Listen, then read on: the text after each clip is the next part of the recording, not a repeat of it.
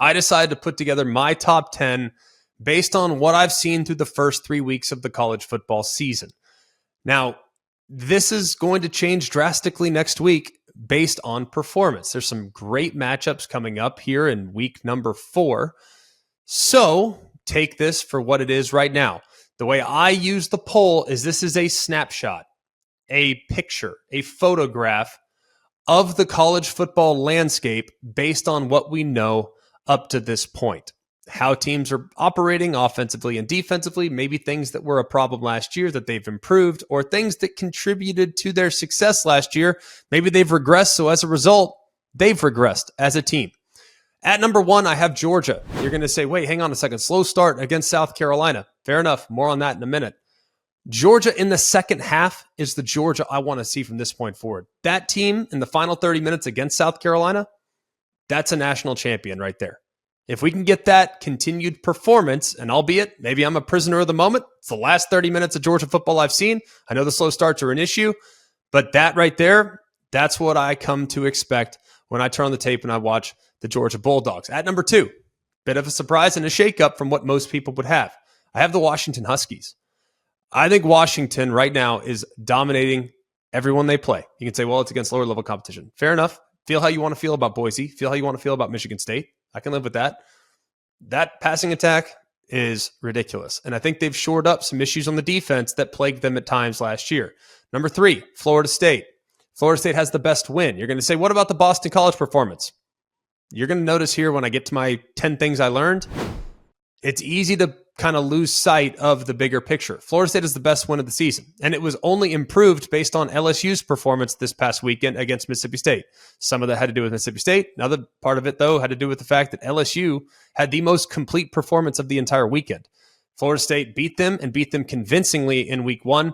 That's why Florida State has the best win as of right now in the college football calendar. Number 4, Texas. Even though their win against Alabama last week, had we done this exercise, I might have had Texas at number 2. Behind, I might add, Florida State.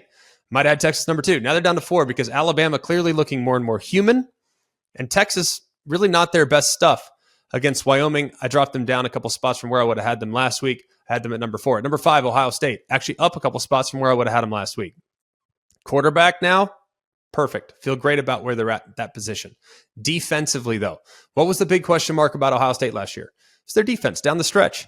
Well, they have clearly addressed that issue. They went up against a Western Kentucky team. You're going to say, well, it's Western Kentucky. That's a good offense. That's a team that scores. They didn't have a whole lot of issues with them. At number 6, I have the Michigan Wolverines. Would have had them a little higher last week, dropped them down.